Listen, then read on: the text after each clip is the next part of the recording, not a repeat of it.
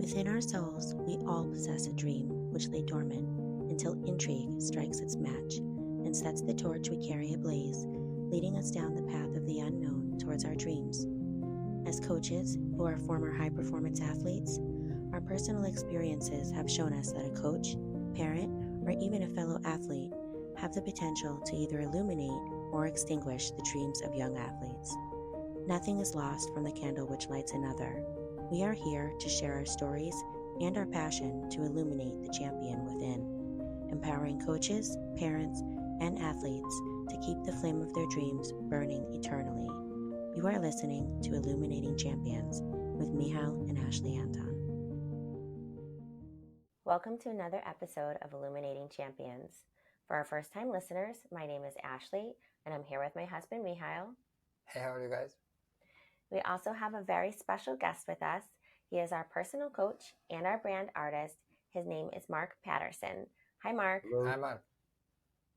Today's episode is all about creating a culture of support and one that holds respect for others to the very highest standard, one that is jealousy-free and totally supportive of everyone involved in different relationships within sports, whether it's parent to parent, parent to coach, coach to parent, athlete to athlete, parent to athlete, and so on and so forth.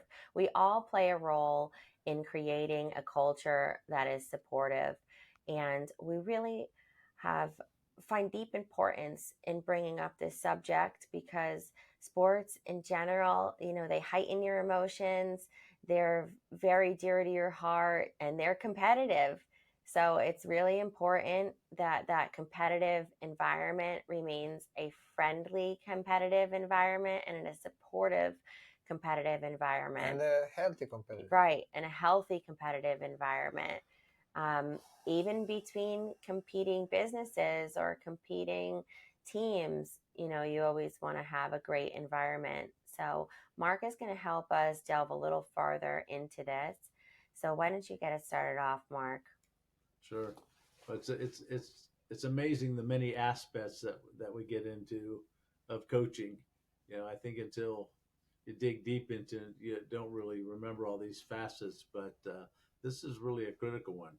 So, and I'm impressed again with how you guys coach because you think so deeply about these interrelationships. So, you talk about the Trinity. So just to mention that, it's the coach, the parent, and the athlete. So just get us started with how you define those relationships and how you help nurture the culture of your Trinity. Sure. So in our personal situation, we do own a gymnastics club. So when someone is looking to become... One second, I'm very proud of it. Yes, we are very proud of it. Because if I, look, I love my country. My country, Romania, I love my country. But if I was not coming to America and I live in my country, I will never own a gymnastic club in my life. That was not even in my life list. I couldn't even dream about that. But yeah, being in America and owning a gymnastics club, and I love it. Yes. I'm very proud of it. So obviously owning the club is very dear to us and something that we take with great respect and importance in how we approach everyone who makes the decision to walk through our doors. So the Trinity really started because we said, well, this is like the most special thing to us that we have the opportunity to own this club. So now we need to make an environment where everybody can walk in as a parent or as an athlete, or even if they're coaching for us or they visit as a coach or something like this, whatever the situation is, and they feel at home and they feel safe in the way that they're comfortable to be there. They can voice what they need to voice and be heard. But they can also be respected while they're here. And there's really this jealousy-free, bully-free environment that we work very hard to maintain. So when someone's looking to become a member of our team or we approach a family and say, look, we noticed that your child's doing really well. Have you ever thought about competing? And we start off by giving them a whole packet of information. Part of it is, of course, the financial aspect and the schedule, but the bulk of the information is really what it means to be a part of a team as far as proper etiquette in your approach, and when you're in the gym, when you're at competition, and the different roles that you play. And we always emphasize this Trinity, with the athlete being at the peak. So you can think of it like a pyramid. The athlete's at the tip, at the point, and the parent and the coach are down at the base to support the athlete. But all three have to work together for the benefit of that athlete, and all three have to be respectful of one another. And this is something that we really emphasize. Everybody has a role to play. The coach is there to give the technical advice and the emotional advice to the athlete, and to help guide the parent, with all of what they're going to experience with their child in the sport, as far as, which is a lot. Yeah.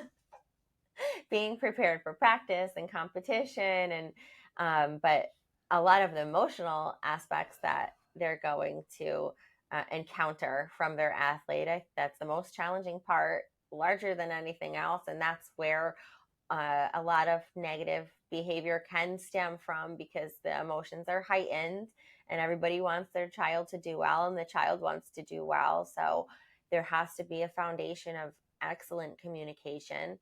And then we also emphasize from the parent that, it's their role to play in the athlete's life, that they're there as a supporter, but they're not there as a coach. So there's a delicate balance with that.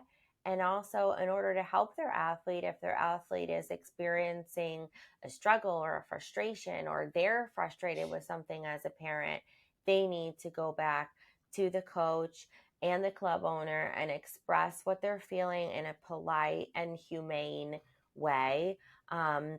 And really, on all and three also sides, listen to the answer that they give back. Yes, we need to approach one another respectfully and as humans, and be aware of, giving somebody the benefit of the doubt and the chance to explain their side of a situation and how they're feeling, and be heard. And even when it's things that you don't love to hear on any of the three sides. So this is how we really view this Trinity. And it is really like a holy Trinity, because if it doesn't work, everything falls apart, and it's not a really nice and positive and light environment.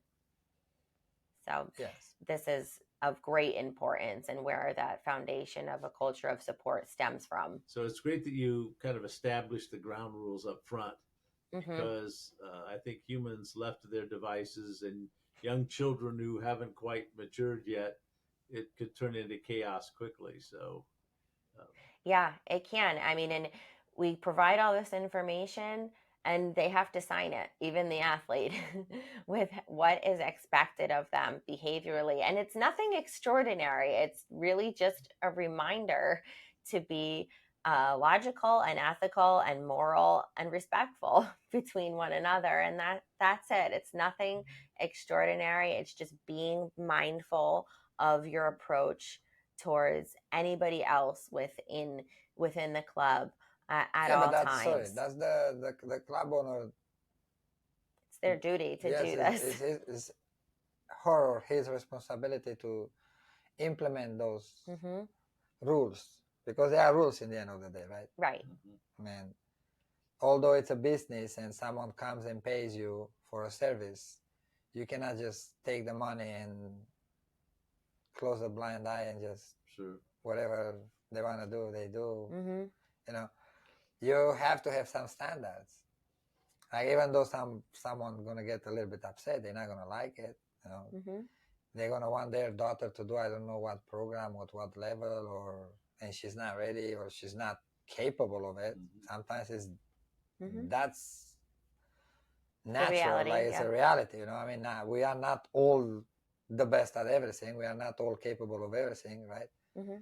Like I said in the past, like, yeah, I like to play piano and I like piano, but maybe if I start now studying piano, I realize that I'm actually very bad at it. I have no musicality in my ear, right? Yeah. I still like it, but I'm not gonna be a Beethoven, or a Kleiderman, right?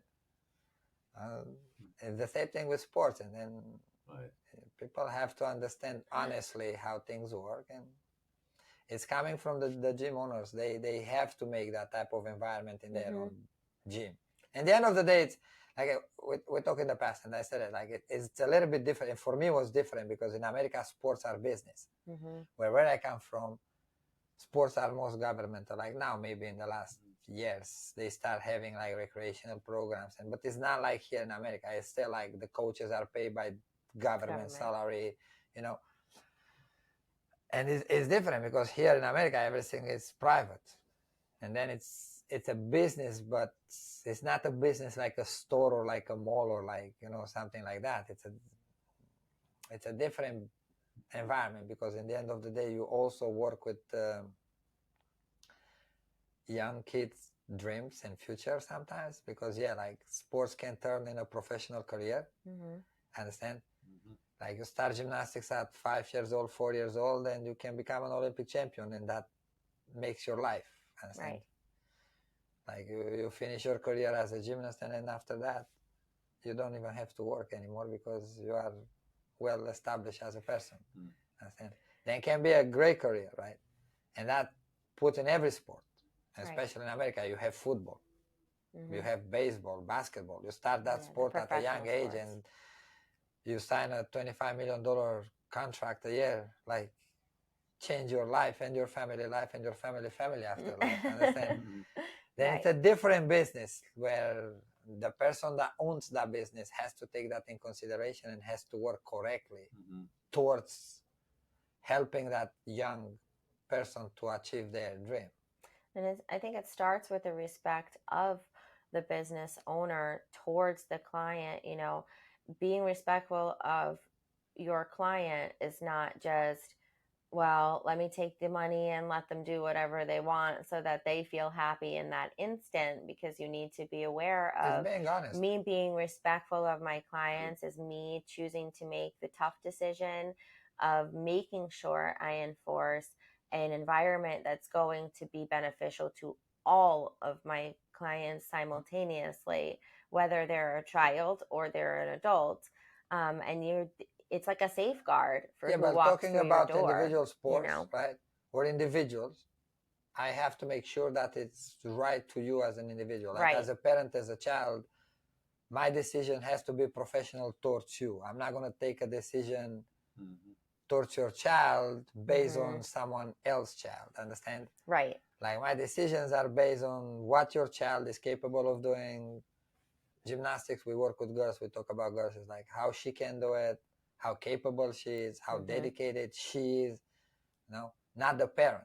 Understand? Because if you judge based on what the parent wants and how much the parent desires to do or how much money the parent desires to spend, then you get caught in other things, and you're not honest. You just look for the paycheck. Like I always say, like in America it's sad because it is the truth. They look at the kids as a dollar bill. In all the sports, like most of the owners of sports environment, it's a sad thing, but it's how it is. The child represents a paycheck. Then sometimes they forget to make the right decision. Because they are afraid they're gonna upset the parent. And you don't want to lose the customer. You have to take that chance. Like go out there, and if the parent has a question, just answer them honestly and respectfully. Like don't try to sugarcoat the answer just to make them feel good in that moment, because at one point they're gonna catch up with it, and you're gonna end up having to deal with that situation in a worse way. So you mentioned something pretty interesting there. Is like, I mean, just for the listeners, parents have dreams and goals for their child, and what you're saying, the coach has a responsibility to make sure the child is ready for those things. And then you have to create the safe environment for them physically and safe emotionally, so that there's respect as they're failing as they learn to go forward. Mhm. So it's an interesting thing. But you see, like it's the coach, right? Is the guardian Mhm. of the child well-being. Understand? Mhm. Because and the parent on the other side is too. But you see, the coach has to guard the child from the parent Mhm. and from the child. Understand? Sure. And I'm going to explain that because you see, like you said, like the parents has dream for the child. Sometimes the parents' dreams are so big and so strong, but the child doesn't share them. Mhm. Understand? Mhm. Then in that situation, the child can be the most talented child in the world. They're not going to do it. And just because the parent is pushing the child and the coach just like, okay, the parent wants it, then I'm going to take the money and I'm going to push this kid, this girl, as much as I can, and I'm going to try to, give the parent what she wants, but the child doesn't want it. Mhm. Understand? And that's when that becomes abusive. That's why you have, like, especially in gymnastics in US, you have a lot of cases of abuse that are based on that. When you listen to the story, like the girls goes out there and they talk about it. It's like, oh, my coach was abusive with me.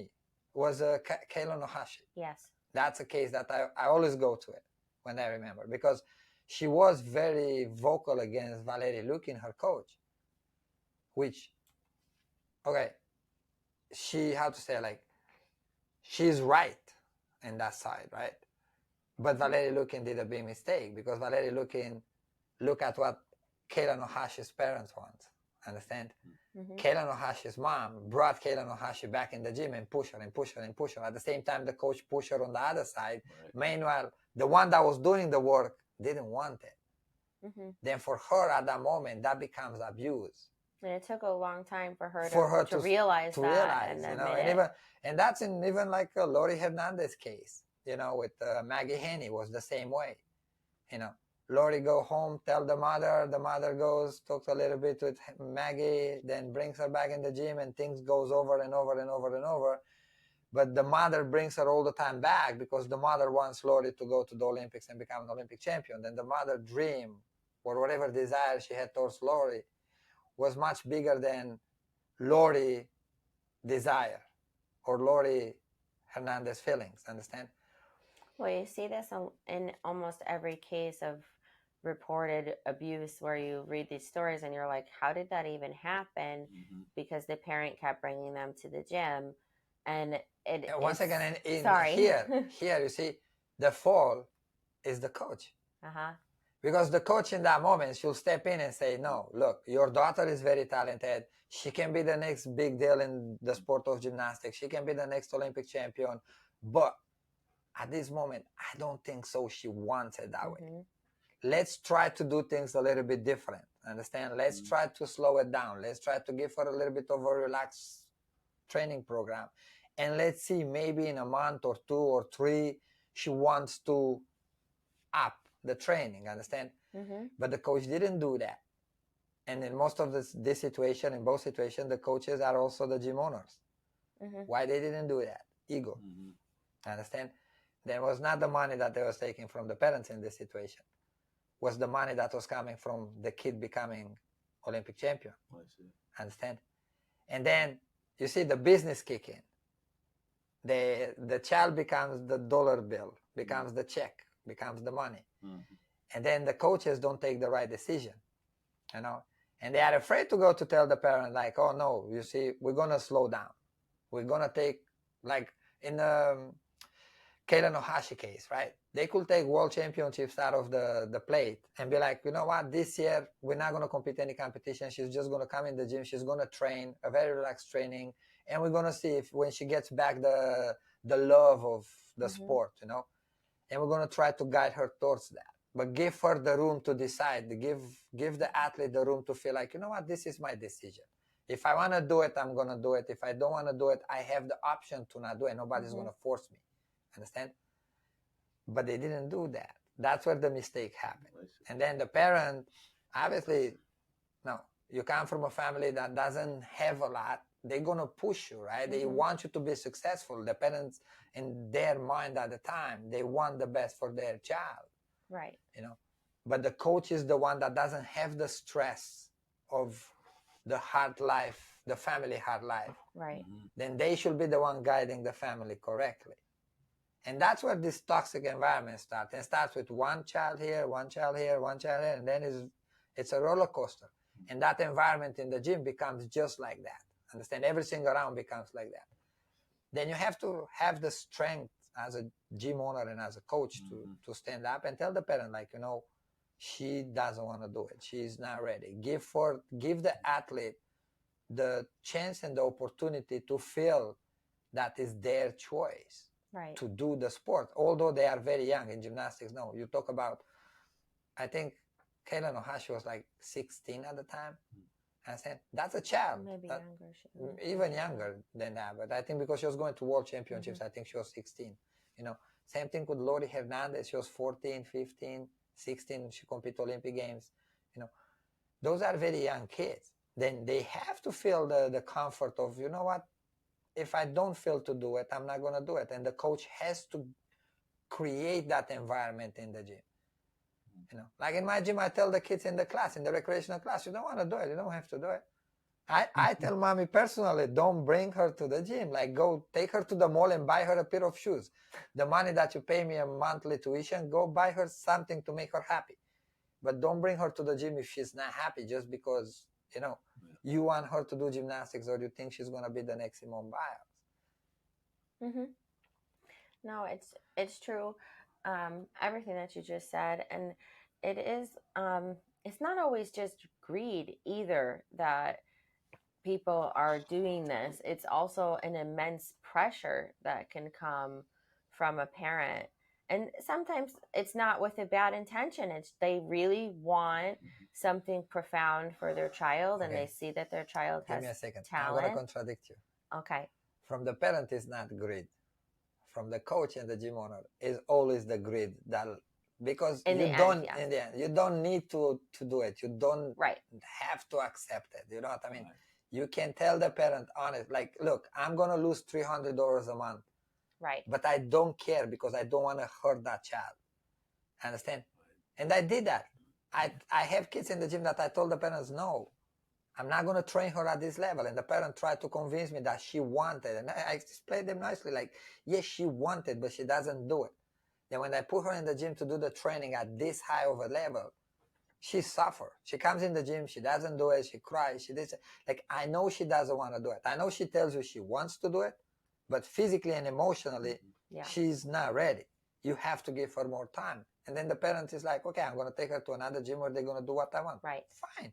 I'm respectful. I shake your hand. I tell you goodbye, and that's it. Like, go to a place where they're going to take your money and going to do what you want. But I'm not going to watch a child suffer. Right. As you bring this stuff up, it's really interesting as an outsider, you know, the intricacies of the emotions, the stress, the pressure from the coaches, the bias, the things, the ego, the athletes, young children, you know, not doing what they want to do, and the parents push it. It's a really interesting, you know, mix of stress and emotion. So I just hope people are understanding the complexities of what you're doing as you're you know, building great athletes.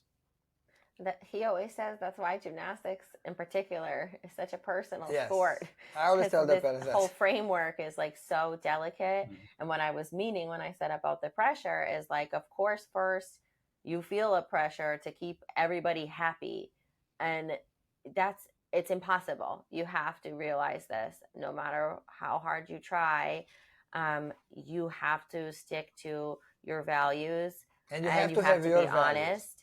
You have to do exactly what Michal just said. When it comes down to, no matter how much pressure you feel to keep that person happy, you then need to make the decision of, well, I'm going to do what's right, not what's easy or what's financially benefiting me. That's why I agree with him. In the end, it does come down to greed, because you have to make the decision to take a loss. Yes. A professional loss, because you're losing the work that you did, and you're losing, you know, if you feel strongly, obviously, that what you're choosing to do with the child is the right thing for that child, then it's painful to watch a parent not understand you and take a different decision, you have this type of pain because you're going to feel like their decision is not the best for the child. But the But in child the is end their of the child. day, that's their child. You have to respect their decision, Yes. and you need to let them go, and be happy. That's part of creating the culture of support too. Because if you're doing things that it's like a false sense of happiness and not a real happiness, then you're not going to have that culture of support, because it's always going to be a conditional relationship, and it's not really a true happy relationship, which you need inside your facility. You see, for me, like, I come from a system like this. Understand? I come from a Mhm. society that was based on, how to explain it correct in English. It's force, like Yeah, it was kind of like, it's results based only. yes, it was like, didn't matter what you feel as an athlete, matter how good you could be for the country. Understand? Could you bring a gold medal in Olympics?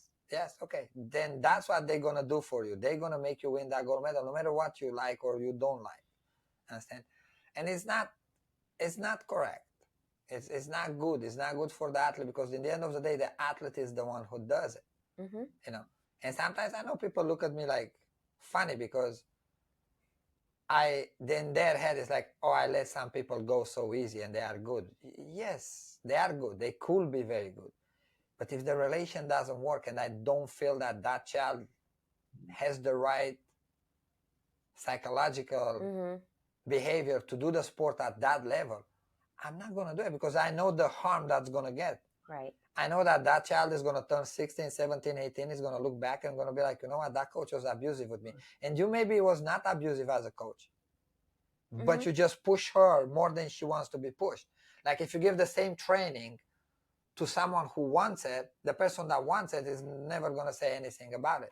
Right. I always give the example with Nadia Comaneci and Bella Caroli. Right.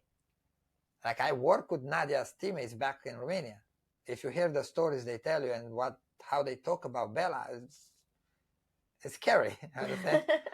But when you hear Nadia, she doesn't. Mhm. Because Nadia wants to be that good. Nadia, she took the relationship differently. she took like everything that Bella did with Nadia, for Nadia was okay, because she wants that. Then she's never going to go out there and be like, oh, Bella was abusive with me. But other teammates of hers that didn't want as much as Nadia want, they don't have the same view about the same coach. Understand? Then as a coach, you have to balance those things, and you have to understand that it's a fine line between being a good coach, or like even a good coach is someone who pushes the athlete, right? Because if let's be very honest, if the coach doesn't push you over your boundary, over your limits, right? The limits that you put in your head, the limits that you mentally have, that you think, okay, this is how much I can do. The coach comes in, is like, no, you can do 3 times more than this. That's how you become a world champion or Olympic champion. Right. But the line is very fine, because you can do the same thing with this athlete and make them world champion and they are happy, and you can do the same thing with this athlete that doesn't want it that much, but is more talented than the other one, and this one is going to feel that it's too forced. That becomes abuse, because they don't will to do the work. And we're not talking about here about like physical abuse, like verbal abuse, when you swear at athletes and hit them. We talk about just training, and being honest, like training at an elite level is not sugarcoating. It's not easy. The coach doesn't have to swear at athlete, but it's a very pushy environment, because I'm going to push your boundary. You come in the gym and I'm going to push your limits. You're going to go on the beam and tell me I'm afraid of this trick, and I'm going to sit with you on the beam, and I'm going to spot you, and I'm going to talk to you, and I'm going to persuade you in a way to believe in yourself that you can do that trick, and show you that you can do it and achieve it, right? And then I push you through all that fear. That's my job as a coach. Then if you don't will to work with me on that, I'm abusing you. Then it doesn't matter the parent tells me like, no, she wants to do it or he wants to do it. I need to see that. I always tell the parents, the athlete is the one who has to show me, right? Not the parent. The parent, I'm happy that they want it, understand, but I need to see the child. Because you said before, the greatness of a champion comes from within. So you've got to Yes. connect with them and help them connect with themselves and want it and listen to your coaching. Yes. Mhm. But you see, we go back to episodes when we talk about gymnastics being a very young sport, right? Start at a very young age. And I said in the past, it's the job of the coach to take the champion out of the athlete. Now, if we go back, when the child starts gymnastics at such a young age, like 4 years old, 3 years old, right? And you guide them correctly from the beginning, you mold that behavior, Mhm. that champion behavior, understand? Right. Then by the time they are 14, 15, they know how to work hard. They know how to have discipline. The parent understands, but starts from the beginning. But if you miss those steps in the beginning of their career, in the beginning of their developing, and you look just at athletic developing, and then you have those problems. Yeah. And you see that in athletes. Like for me, I see it in athletes that come to me from other gyms that are young, fairly young, 7, 8, 9 years old. They are talented, but they don't have the behavior of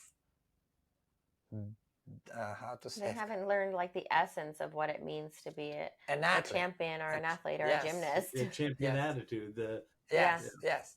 And then it's hard. It's much harder to teach them the behavioral part than to teach them the technical part. Yes. And I always say that it's like it's much easier for me to tell you to straight your leg. It's much easier for me to put strength into you to jump harder on floor or to be better on bars. That's easy. I make you conditioning training. That's easy. I see the mistakes. I give you the correction. That's easy. But if your mentality is not there and you already have a little bit negative mentality form, it's much harder to change the mentality. That's why, like in the beginning of developing an athlete, a very important, besides technicality, it's to build that mentality, to build that behavior, to build that the mindset, understand? To teach them at a young age how to strive to be the best, how to strive to work hard and why, how to desire to do things correct, you know? And that goes from sport, that goes in life after, goes to school, goes to, in academics. When they go to school, they want to be a good student. They want to get good grades. They desire to be the best student in the school. Then you're not going to have the problem of like, honey, go do your homework. She's going to do her homework because she wants to have good grades. Right. Yeah, we're going to do a whole episode on building a champion. But it does start with all of this. And then going back into that notion of having that culture of support. Part of that building a champion that Mihal is touching on is also developing within them that sense of self-worth, but valuing others simultaneously that they're competing against. You know, in gymnastics, it's an individual sport. So you become very close with your teammates in most circumstances, but you're competing against them. And then it's actually one of the only Olympic sports that you compete against direct your best friend, not your teammate. Like sometimes it's the person that you share the room in a hotel with them, you eat the same meal at the Olympic Center, you train together, you give them advice during training, you support them when they fall and like roll their ankle, and then they go there and they beat you and get the gold medal in Olympics. Yeah. Look at Nastya Lukin and Sean Johnson. Right. They weren't direct teammates. They actually like they are best friends. Yeah. And they sleep in the same room at the Olympics. And Nastya go to sleep watching Sean Johnson sleeping and thinking about like, I'm going to beat this girl tomorrow. And in the second day in the morning, she goes there and she wins the gold medal in front of her best teammate. Understand? But they're still best friends today. So it's so important for children and young children to learn these concepts, and they're large, that it's okay to want to do better than your friend, but you can't rub that in their face at the same time. It's okay for your friend to do better than you, and you can still be friends, and you don't need to become jealous of them. And to an adult, sometimes that sounds like novice and you're not thinking about it, but to somebody that's 5 or 6, that's a pretty tough thing to deal with. So it's very important that you start them off young, learning this concept, because then they're learning to value their own hard work. They're learning to appreciate the hard work of someone else, and be supportive of them and be like, you did a great job today, whether that person surpassed them or they surpassed that person. And they become a better adult. That's when you Yes. have no Sure. adults that are not revengeful, spiteful, have a jealousy to hurt others just because they are better, they have more success. You look at them and try to poison their coffee, right? Mm-hmm.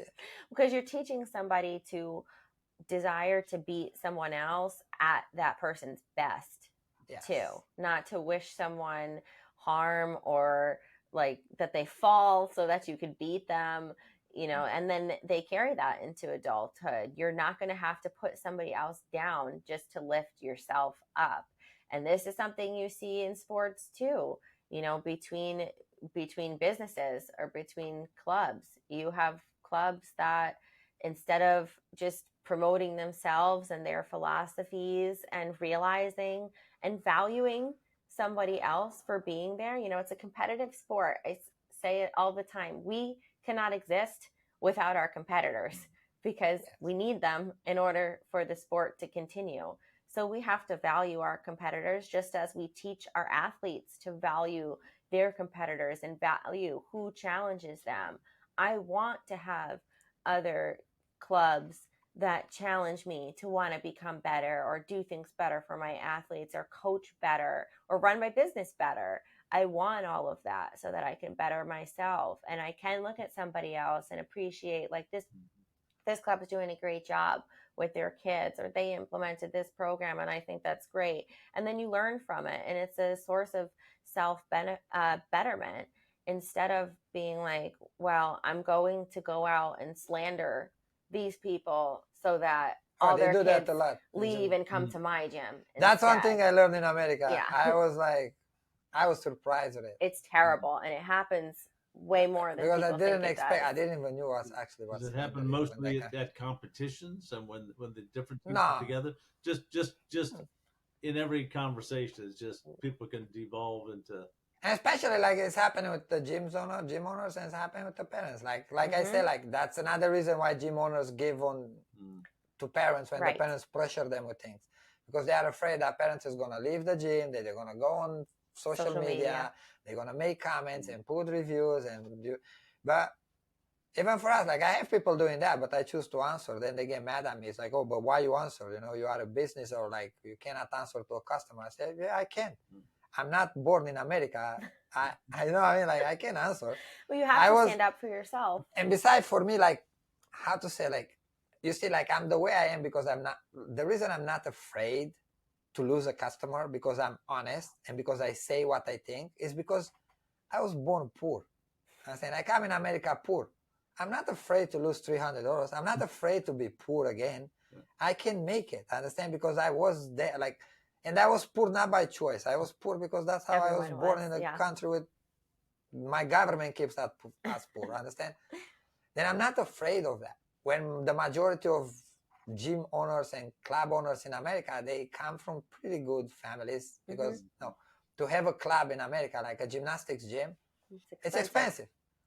Understand? It's especially to have a big gym with pits, it's expensive. It's a few $100,000 just to buy the equipment. Understand?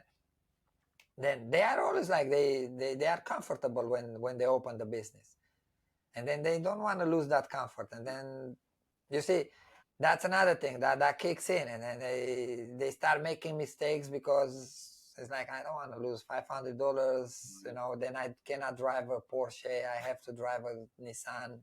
But for me, I don't care. Yes, I drive a nice car, but if I don't have that nice car, I'm gonna buy it another day. I'm gonna do something else. I'm gonna buy a car. Like I'm not afraid of those things, and then I'm honest. Well, it has to be an athlete-centered environment to start off always, and then you keep it.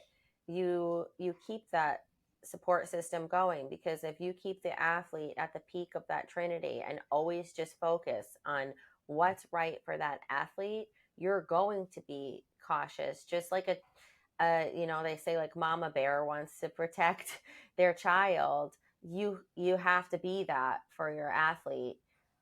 You have to protect them, and you need to look at just what they need in that moment, what's right for them, and what's going to lead them towards what they dream, and how you can inspire their dream to grow. And if you remember that, then you're going to protect yourself as a coach or as a club owner also from making mistakes of giving into pressure, or you know, thinking about the wrong things, not losing money or not losing customers, or being afraid Or of not what losing a somebody's champion, going to right? say. Because the Losing a champion champion. brings you money, brings you Right. reputation, right? And you know, then you're going to make the right decision, and you have to be honest and decide what's important to you, and what you value, and really really stick to that. And it's not always an easy thing to do. You have to take the chance as an owner, to take the chance to be honest, because look, the more honest you are, like, yeah, you're going to lose one customer, two customers, three customers, four customers, but at one point people are going to learn how is in your place. Right. And they are going to respect it because they are going to see the reality. Understand? They are going to see the results. And that's one thing for me. That's something that I trust myself on, because I always, like, if I go there and I tell the parents, like, look, is this, understand? They are going to see it. You have high integrity. I understand, because you do at the end of the day, they're going to be like, you know what? He was right. I understand? And that gives you that protection, you know.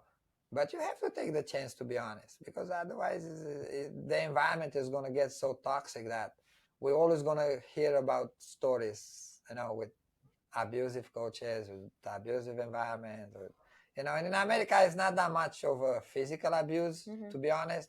It's more the emotional abuse, you know, and the verbal abuse that happened. And that's why it happened, because when you get frustrated at the point you put an athlete in the wrong program, the athlete doesn't perform well. Obviously, at one point as a coach, you're going to get frustrated. You know, you're not going to look at that athlete correctly. And then you're going to start, you know, it's going to start eating you from inside, and you're going to start making mistakes. And then the athlete is going to feel it. And the athlete that you work with in gymnastics, it's a very young child. It's not like you work with someone who's like 30 years old, 20 years old, and you know, sometimes you can say some things to them and they're going to be like, oh, okay, today he had a bad day, it's fine. You know, in gymnastics, like, if I have a headache and I walk in the gym, people look at me, it's like, oh, like, I have to smile, you know, because otherwise they think like it's something wrong with you, you know. Right. And I mean, it goes back again to having great communication, and promoting great communication. You need to constantly reinforce, you know, for a parent to come to you and talk to you and tell you what the child's feeling or what they're feeling. We always say to parents, come talk to me directly with whatever your problem is or whatever your concern is. As long as you say it to me politely and honestly, you're not going to insult me, because I have to be able to take criticism too and see things from your position and then explain myself. If parents a lot of times make the mistake because it's emotional, that they see something happening that they don't like, or they see another child starting to surpass their child, and then they fixate on, well, I want my child to be in this position or doing this skill, or if it's a different sport, you know, making this team or being a starting player on the team. And then they just fixate on that rather than, well, how can I help my particular child advance? And it becomes toxic. And then they approach another parent and start complaining about how they feel. Gossiping. Right. It's then gossip starts. Yes. And then it becomes toxic. Gossiping is toxic. Once you have that negative emotions, I think, grow faster and easier than positive do. Right. Then when you have it, once you start verbalizing it to someone else, it spreads quickly. Then that person starts fixating on the negative, and then they do the same thing to someone else. And then all of a sudden you have this big, like, black cloud within your program. You see, it's just an emotional discussion that you have. Right. And you don't know, you don't have the professional insight on why your child doesn't do that program, or why your child is not in the team there, or why they don't start the game first. Because you're taking it at face value. Because when you ask a parent, the parent's not going to be able to give you the professional decision that the coach took. They don't know how the coach thinks. Understand? They don't know why you make that decision as a coach or as a gym owner. Then they're gonna give you an emotional advice too, and that's gonna be also based on feelings that are not always logic, right?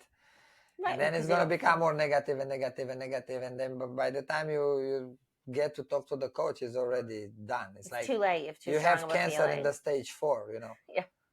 But that's how those negative thoughts and those negative conversations happen. They are like cancer. You start with a small tumor and you don't take care of it, and then grows, and then it's too big late. to do anything. Building a culture is a continuous thing, and everyone has a role to play. So it's important. It's important. It's very important, but it's very important. I always go to the coaches. It's very important for the coaches to make that environment, because they are the one who control the environment. Understand? They're responsible. The parent is there for the coach. The athlete is there for the coach. Understand? You don't go to them. They come to you. Then they are in my house. It's my house, my rules, right? Right. Then I have to make sure that you know the rules before you come in my house. No, you're not going to come in my house. You're going to light a cigar, and 30 minutes after, I'm going to be like, you know what? In my house, you cannot smoke cigars. You know what I mean? No, I'm going to tell you before you come to my house, right? In my house, no shoes, no cigars, no alcohol, right? If that's, that's the rule in my house, Well, but it's the same thing in the gym. You get your logo behind you, Illuminating Champions. That's not just a logo. It's a philosophy. It's a brand. Yes. And so the idea is you see yourself as illuminating champions, bringing out that champion attitude. Culture is critical. Respect is critical. So you're building a brand, and it's your responsibility, and that's what creates the environment where greatness can be nurtured. So you do a great job. Yeah. And it's a competitive environment. Understand? And has to be nurtured correct by the coaches. You have to teach the parent to be competitive, and you have to teach the athlete to be competitive. And the parent has to be competitive, but has to be competitive positively. Positively. I practiced this word a while ago. Understand? The parent has to understand, it's okay. Like I said in the past, compare your child with someone else, but do it positivity. Yes. Understand? Use the positivity part of comparing, not the negativity part. Understand? Tell your child, look, you see this girl, that girl, she does so good. Why she does? Why you don't try to do that? And then talk to the coach, but do it in a positive way, not in a negative way. Understand? Don't be afraid to compare your child. Don't be afraid for your child to compare themselves with someone else. But same thing, teach them to do it in a positive way, not in a negative way. We get better by We get better by comparison. Having an example of what you want to We don't get better by not having an example. We get better by having an example, right? And that's in every aspect of life. Then in sports, it's the same way. You look at someone else that does better than you, and you want to be better than them. But you're not going to become better than them if you don't look at what they are doing to be better than you. Understand? But also you have to learn to respect the fact that they are better than you. And the parent has to teach the child to respect that. The coach has to teach the parents to respect the other child that does better than their child, because in the end of the day, that child that does better works harder. And that's the honest answer. Is more dedicated, has more discipline, and maybe also some God-gifted talent that's kicking into play sometimes. I just told someone the other day, they asked me about talent, and I said that, the most important thing, it's work ethic, right? Discipline. Talent counts where you have talent and discipline and work ethic competing against each other. Understand? That's when talent makes the difference. Understand? But most of the time, the discipline and the work ethic is the one that makes the discipline. You need 20-something% natural talent in everything. The rest of it is work ethic. But then if you have someone like Michael Phelps, I said in the back, that has 100% natural talent and then has 30% discipline, the guy has more. Yes. It's hard to beat him. Understand? Now you have the guy that was competing with Michael Phelps, Lackler, what's his name? He was a pretty boy. He got in trouble at the Olympics in 2016 in Brazil. He did some crazy stuff in a gas station, right? He was a playboy guy. You know what I mean? Like, he was like the pretty guy with, yeah. That guy was always jealous at Michael Phelps, right? Because Michael Phelps was better. The guy was as maybe almost close, athletically gifted as Michael Phelps, but the work ethic was different, right? Michael Phelps has more work ethic. The guy has less. Then Michael Phelps was the one that dominated. And you have to teach your child to respect that, and you have to respect that towards the child that has that work ethic. And sometimes the talent is, look, we don't like it, but we're different, right? God's, I don't know why he does it, but he does it. He puts in us more than others, right? In different things. Someone is smarter with math, someone is smarter with music, someone is smarter with art, someone is better athletically in gymnastics and better athletically in soccer or football or wrestling. You know, he does that to us. Then we have to just appreciate it. That's the beauty of humanity and life, you know. Well, all of these things, they really come into play during competition season, and that's when you feel it the most because you're going to compete and you're watching your child and you want them to do well and the child wants to win, and it's so many emotions to handle. So we actually just developed an online course. Oh, before you say that, for parents. Go ahead. I have to say something. I always tell my parents before the chat, like when I put someone in a pre-team and they get ready to compete, I always try to explain the parents to get ready for those type of feelings, of competitive feelings, right? Because every time a parent puts a child in a sport, they always tell me like, oh, I just want her to do. I want her to just be happy. And yes, and do as much as she wants. And I always tell them like, okay, but be ready because when things start. When she starts competing, rolling up, and she start doing well, you're going to see, you're going to want her to do very good. And they always tell me, no, I want just like this. And then the kid goes to competition and she wins. Then she goes to another competition and she wins. And then the parent's like, oh, I want her to go to the Olympics. I'm like, I know, I told you so. Like, it's going to become competitive. You know, it's inspiring. It's natural. It's new. Yes, it's human nature. But that's where the coach has to step in and teach the parents how to think correctly and behave correctly towards the others and towards their own child. Understand? Right. So that's what I was going to say. We actually just developed this course, and part of it is, yes, gearing up for what it's going to be like to travel to competition, what to pack, what products to buy, how to prepare that morning, how to prepare the night before, how to understand the scores and what's going on at competition. But a lot of the information in this course is exactly this: how to handle the emotions of your athlete as they're entering competition and after competition, and how to handle your own emotions as a parent, and what's the best way that you can promote support from yourself as a parent towards your athlete, from your athlete towards other athletes, and how you can really play a huge role in how they define their own self-worth, how they are carrying themselves with grace and gratitude, like we spoke about in our previous episode, how they can have great sportsmanship. So these are all things that are in this course. It's very extensive. And even for a parent that's already experienced competing, these are great reminders to have. So this course is actually going to start the same evening that this episode launches. And you will have up until 5 p.m. that day to sign up for the course. You can sign up right on our website, illuminatingchampions.com. And we're going to have some great guest speakers during this course. We are going to have the author of Perfect Balance books. There are children's books that are revolving around the sport of gymnastics, and they touch on all of these same things that we value: kindness, sportsmanship, striving, picking yourself back up after falling. And she has books for all different age groups. So she's going to be speaking to everybody. We're also going to be having a company called Full Out Recruit speaking, and they're going to educate parents on the college recruiting process and how you can align your child's career with a possible college career and going over the different divisions of college and what they're looking for, and helping parents know how young this process starts, because it's incredibly young in the sport of gymnastics, particularly if you're aiming for that Division 1 College. school.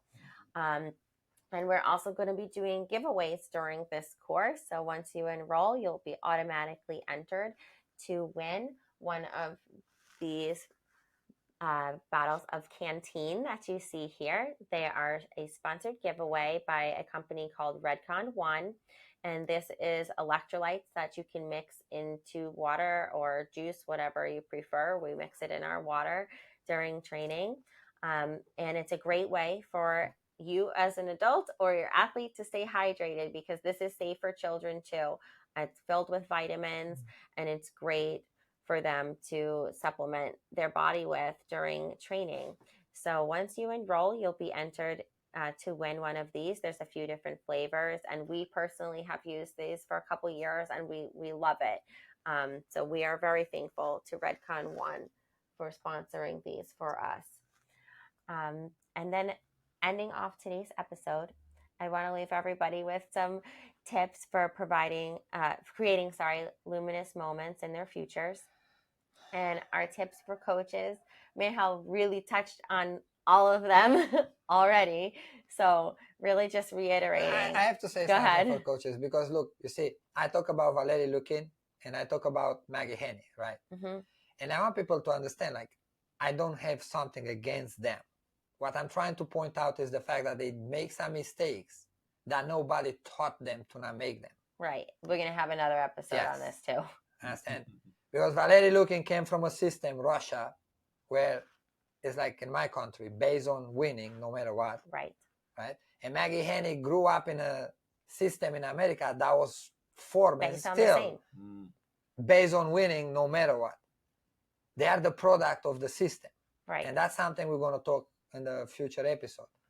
Understand? Right. So sometimes mistakes are made, inadvertently. Most coaches love what they do. They love working with kids, and they're not making the mistake on purpose. So that's why it's so important to have that communication. So I'm going to go back to coaches, because I'm going to end up starting to talk about parents if I say that. But for coaches, be honest. Yes. Figure out what you value, why you are coaching, and what is very important that you emphasize to your students and to the parents. If you have the opportunity to speak with the parents, if you're a club owner, definitely you have all the power to speak to the parents. So speak to them and make it clear what your expectations are, what you're looking for from the athlete. And the parent and the athlete both have to be knowledgeable of this. Be open to listen to your athlete, be open to listen to their parent, even when it's things that are very difficult to hear, and really listen to their side of how they're feeling and take their emotions into consideration, and then answer them with honesty. And if their opinion of what they feel should be doing, what they feel their child should be doing is not aligning with what you strongly feel you should be doing with their child, you need to stick to your feelings, and you need to maintain integrity, and do what you know is right. And but for that, you have to coach with no ego. Right. Exactly. You have to coach with no ego. Your ego has to be no part on that. Mm-hmm. I think. And then for parents, your side of this is communicating.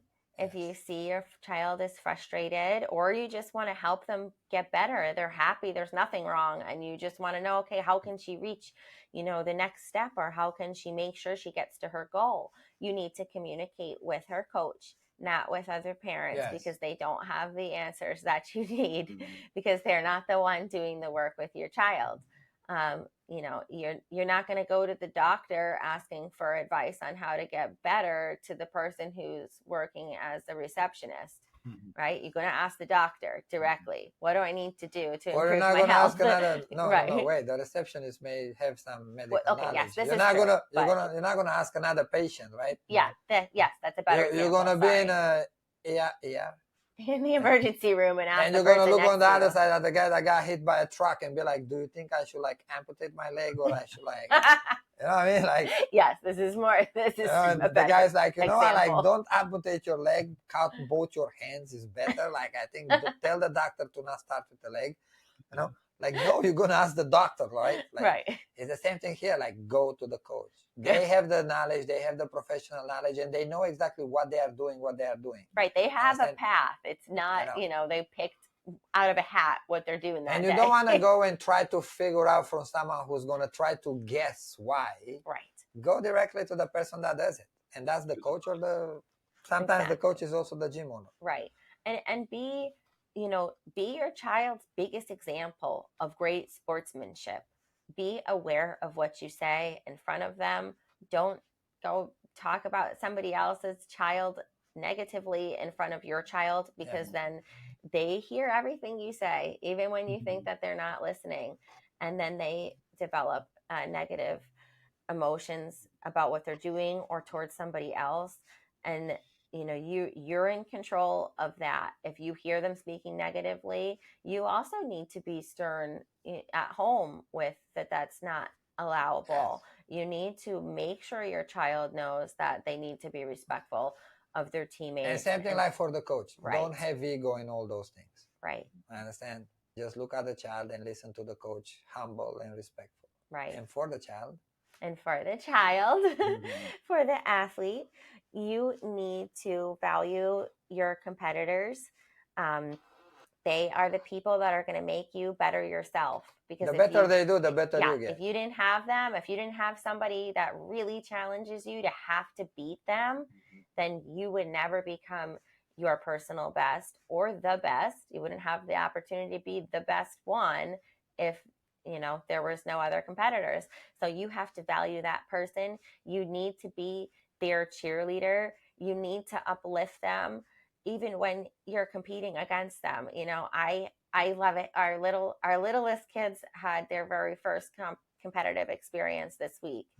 And they, out of all of our years in gymnastics, I've never heard somebody cheer for somebody else the way that these little 5-year-olds did, because it's not just like, go so-and-so, you can do it. They literally sat there without me telling them to, being like, come on, you could do it. You're a champion. You could be a champion. I know you can do it. Teach them and this in right, the gym I taught them from the that. beginning. I didn't teach them to tell each other that specific phrase, but because they have the mindset already implemented, they thought in themselves, because this is something that we teach them, what would I love somebody to tell me that's going to make me feel great? I'm going to say that to my teammate. And they got so excited for their teammate to go. The athletes has to understand that you have to appreciate the other athlete because they are working hard. And if they did better than you, that means they work harder than you, and you have to respect that. Right. You have to look at what they are doing better and try to do better than them. Right. And have respect for what competition they give you, because that's what's going to make you one day become the best in the world. Exactly. So that is our tip for athletes. Treat another athlete the way that you would like to be treated, and celebrate another athlete the way that you would like to be celebrated, and always be appreciative of the opportunities that your parent and your coach offer you. And if you have something that you're concerned about, vocalize it to your parent and to your coach. Yes. So we want to thank you, Mark, for helping us with this episode. We want to thank everybody for listening. And please check out our brand new website, illuminatingchampions.com. You're going to see that parent course on there, and you're going to see a bunch of other courses become available, and a whole membership program where it's going to be really a strong community of people who are coaches, parents, and athletes who are interested in becoming this beacon of light and positivity within sports, and really sharing this same philosophy of illuminating the champion within. So thank you so much, everybody. Thank you. Thank you for listening to Illuminating Champions. Don't forget to subscribe to our channel and stay tuned for our next episode.